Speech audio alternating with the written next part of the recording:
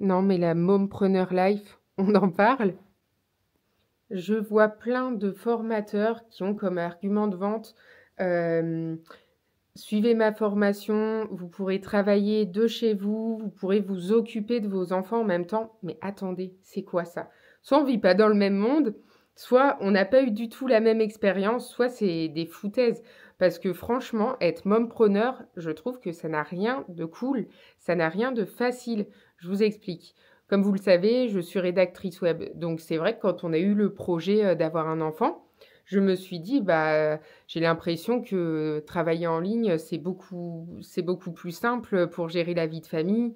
Je vais pouvoir passer plein de temps avec mon enfant, sans faire une croix sur mon activité. Je vais pouvoir m'organiser facilement», tout ça et non, en fait, franchement, c'est vraiment compliqué.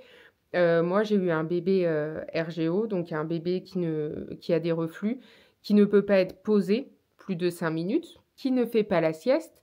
Donc autant vous dire que quand j'ai repris le travail au bout, de mes 2 mois et demi, de congé maternité, ça a été impossible. Je n'ai jamais pu travailler, de mon ordi avec mon bébé à côté, tranquillement endormi, qui fait la sieste. Non, franchement, c'était impossible. Cette vidéo, c'est un peu pour vous mettre en garde parce que autant ça peut très bien se passer et oui, dans l'idée, si votre bébé dort beaucoup, parce que paraît-il, un nouveau-né dort beaucoup, si votre bébé dort beaucoup, vous pourrez peut-être, travailler pendant ses siestes et tout gérer de front. Mais je veux aussi vous dire qu'il est possible que ce ne soit pas aussi idyllique. Donc, si vous souhaitez être rédacteur web, community manager, copywriter, coach en ligne, pour avoir le luxe de travailler de chez vous et pour éduquer vos enfants, je vais vous dire que ce sera compliqué, du moins sans moyen de garde. C'est vrai que ça peut être brutal, ce genre de réalité parce que moi, pour vous dire à quel point j'étais naïve, dans les débuts, je m'étais dit: «Je ferais pas garder mon bébé, par une assistante maternelle avant ses 1 an». Résultat, je me suis sentie en échec dans ma vie personnelle, je me suis sentie en échec dans ma vie professionnelle et j'ai dû prendre une nounou parce que j'étais à 2 doigts de péter un câble et de dire à mes clients: «Je peux plus». Parce que mon bébé, je peux pas lui dire: «Je peux plus», mais j'étais à 2 doigts de craquer, en fait et de perdre tout ce que j'avais construit au final parce que, moi, ma carrière, c'est hyper important pour moi. Ça fait des années que je travaille dur en rédaction web et en infoprenariat. C'est pas pour, tout perdre en un claquement de doigts, mais je l'ai vécu comme un échec. Au final, maintenant, certes, mon fils va chez la nounou, mais j'ai choisi de le garder le mercredi toute la journée et de travailler le moins possible, donc pendant ses siestes parce que maintenant il dort, ou de ne pas travailler du tout ce jour-là et ça, c'est vrai que c'est quelque chose, bah, qu'on peut pas forcément faire, quand on est, salarié, à moins de passer à 80 mais là, bah, c'est le salaire qui suit plus forcément derrière. Alors que moi, franchement, niveau chiffre d'affaires, je suis restée sur la même chose qu'avant avec cette organisation. Si ma vidéo ne vous a pas fait peur et que vous souhaitez quand même travailler en ligne et que vous avez dans l'idée de, voilà, d'essayer de concilier, vie pro et vie perso, de passer plus de temps avec vos enfants, je vous y encourage tout de même, mais je vous conseille de rester réaliste et surtout de mettre des choses en place. Il faut vous dire que les premiers temps, on peut jamais savoir à quoi s'attendre avec un bébé.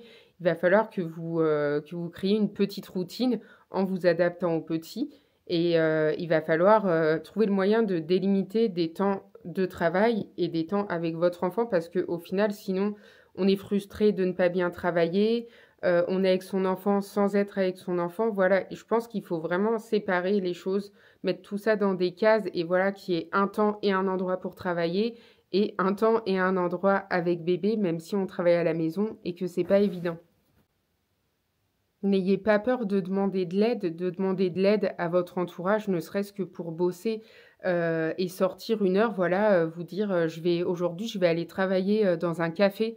Franchement, c'est ce que j'ai fait à certains moments. Au début, j'avais pas du tout envie de demander de l'aide parce que j'aime pas ça et je le voyais un peu comme un échec. Je me disais: «Bah, je suis censée, m'occuper de mon bébé, je viens de l'avoir, je suis censée, être là à 100 pour lui, sauf qu'au final, bah, moi ça me convenait pas, j'arrivais pas, j'avais besoin de souffler et voilà, prendre votre ordinateur, faire garder votre bébé à quelqu'un de confiance ou une nounou ou une crèche, peu importe, ça c'est vos choix et partir travailler à l'extérieur, ça peut vous aider à couper de cette, routine où on fait tout à la maison au final et ça peut vous faire un bien fou. Enfin, je vous dirais de ne pas croire tout ce qu'on voit et tout ce qu'on lit et de ne pas vous comparer.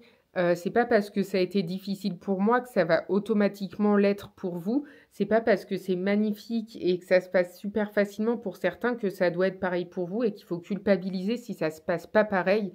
J'ai l'impression qu'il y a beaucoup de formateurs en ligne, qui, comme je vous le disais au début, utilisent l'argument de vente, «Devenez mompreneur, travaillez de chez vous, travaillez, 1 heure par jour, gagnez 10 000 €, tout en allaitant votre bébé et puis en lui faisant faire une promenade dans le parc». Enfin, des fois, je trouve ça un peu aberrant, mais c'est vrai que des fois, on a tellement envie de travailler de chez soi et d'obtenir, cette vie un peu rêvée où on n'a pas besoin de faire une croix sur la vie de famille ni sur la vie pro, que ça peut être alléchant. Donc faites attention. Je vous conseille, voilà, de bien réfléchir à tout ça, de rester réaliste, de tester des choses et de rester positif.